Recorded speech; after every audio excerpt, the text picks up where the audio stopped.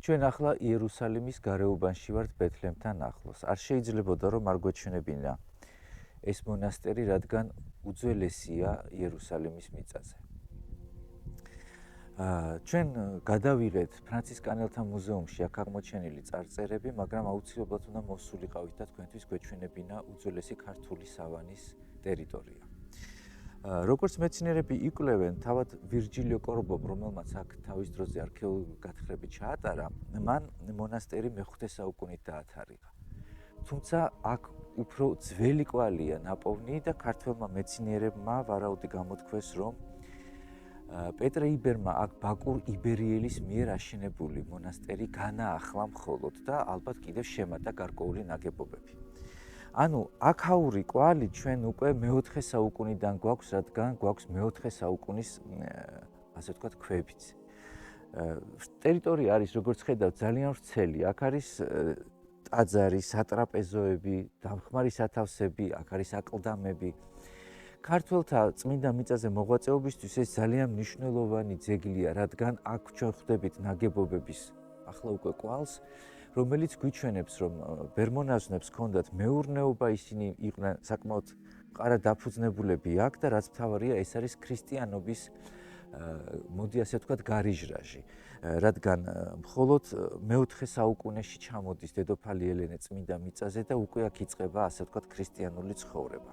ჩვენ გვაქვს კიდევ ასეთი წინარე ისტორია, რომ მირიან მეფეს ეძლევა ნაკვეთი, ხო, სადაც ჯვრის მონასტერი შენდება. ანუ ეს ყველაფერი ჯამში გვაძლევს ისეთ სურათს, რომ მე-4 საუკუნეში უკვე აქ ქართველები არიან. ცხადია, ასეთი დიდი მასშტაბის მონასტრით პირდაპირ ასე არ დაიწყებოდა აქ ცხოვრება.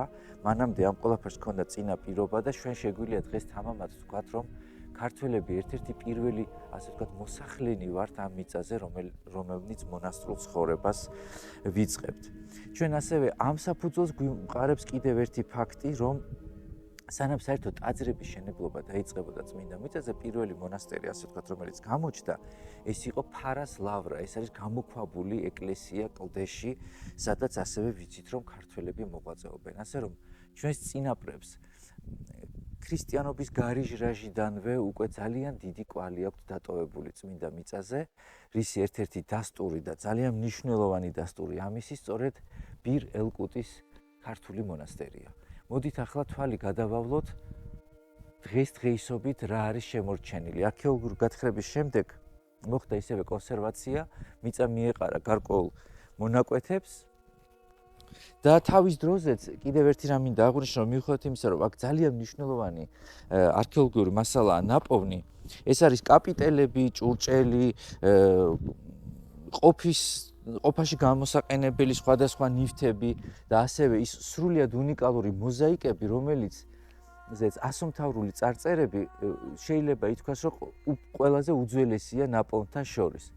მიუხედავად ამისა, რის აღნიშვნა მინდოდა, რომ თავად ვირჯილიო კორბომ ეს ბორცვი მთლიანად არ გამოუკლებია მას, აქ არქეოლოგიური გათხრები არ ჩატარებულა სრული მასშტაბით არასდროს, აქ მხოლოდ გარკვეული მონაკვეთი იქნა გამოკვლეული და გათხრილი, ასე რომ მთელი ეს უზარმაზარი ვრცელი ტერიტორია დღესდღეობით კვლავ შეუსწავლელია და ვინ იცის კიდევ რა საიდუმლოს ინახავს ეს მიწა. თქვენ ახლა ხედავთ, აი მხოლოდ ამ ერთი ნაგებობის მასშტაბს, თუ რაოდენ დიდია ის, ქვეშ შესასვლელებია თითქმის უკვე გაუვალი, იმიტომ რომ გაზაფხული და მოყოლებული უკვე იზრდება მცენარეები. ზედაპირზე დარჩენილია მოზაიკის კვალი. არა მხოლოდ აქ, თითქმის აი ამ ბალახების ქვეშ, რომ დააკვირდები, რომ გავიაროთ, აი მოდი გავიდეთ ასე. სულ აი ამ ქართული მონასტრის მოზაიკას ხედავთ, აი ყველგან, აი ესეც მოზაიკის კვალია, აქაც მოზაიკის კვალია, რამხელა ფრაგმენტებია, იქაც, აი იქაც მოზაიკა, ეს უკვე ფეხის არის გადაშლილი, აი აქაც ხვდებით მოზაიკის კვალს, ხედავთ აი ამ სვეტების, აი მასშტაბსაც ხო რამხელა სვეტებზე იდგა და ყველაზე საინტერესო არის აი ესენი, აი მთელი ამ ტერიტორიის ქვეშ არის, რა ვიცი, თვალუწვდენელი სივრცე, იმიტომ რომ ეხლა არც კი ჩანს ძირი რამხელა ჭებია აქაც და აი იქაც. ჩვენ ახლა ბირელკუტის ქართული ძველი იბერიული მონასტრის ასე ვთქვათ საფლავებთან მოვედით, როგორც გითხარით. ზემოთ არის ის ძირითადი ნაწილი ტერიტორიის, აქ უკვე კლდოვანი მასა რადგან ეტყობა უფრო ვრცელი, აი როგორც იყო საერთოდ წმინდა მიწაზე, ბაღებში და მსგავს ტერიტორიებზე, სადაც ნახავდნენ ხოლმე აი ეს კლდის ქანებს, ეს ამას ეძახიან იერუსალიმის კირქვას. უკვე აკლდამები იჭრებოდა და აი ეხლა უკვე კამერით შევიხედავთ ჩვენ.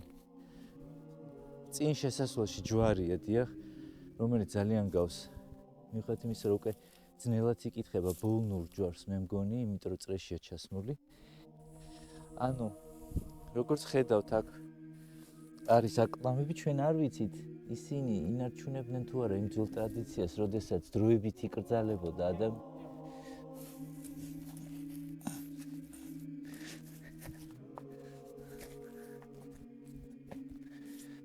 აი ეს არის ძველი სასაფლაო, ასე ვთქვათ.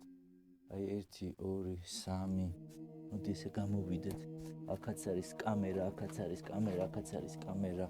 ხედავთ რამოდენიმე კამერას და ის ძალიან გავს ჩვენს ადრინდელ გადაღებულ ფილმში გაჩვენეთ სრულიად უნიკალური კადრები გაჩვენეთ ჩვენ, რომელიც გადავიღეთ უკვე წლების წინ ელეონის მთაზე წინასწარმეტყველთა საფლავები, სადაც ერთი ესეთი ნახურეთიდან იყო ჩასასვლელი და შიგნით 50-ზე მეტი საფლავი იყო, აი ანალოგიურად იყო ჩამწკრივებული. სავარაუდოდ აქაც ალბათ ინარჩუნებდნენ, ხო, იმ ტრადიციას, რაც იყო მიწაზე და ეს დღესაც არის საბერძნეთში დათონის მთაზე, როდესაც იკრძალებოდა მიცვალებული და გარკვეული დროის შემდეგ, 2 წლის შემდეგ ამოიღებდნენ დარჩენილ ნაწილებს, ანუ ძვლებს და საფლავი შემდეგ თავისუფლდებოდა სხვა ადამიანისთვის.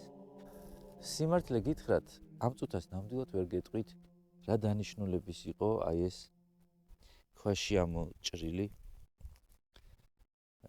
არ ვიცი ეს რაც არის, შეიძლება სახდელი იყო რამის, ან საწური, ან სხვათა შორის წმინდა მიწაზე იყო ასეთი ჭურჭელიც, ღვინის შესანახებიც კი ქონდათ ამ ფორმის, მე არ ვიცი ეს რისია, მაგრამ მე ერთი რა ვიცი ზუსტად, რომ ჯერ კიდე მე-4 საუკუნეში აი ამას ქართული ხელი ეხებოდა და ქართველები მონასტრულ ცხოვრების დროს იყენებდნენ.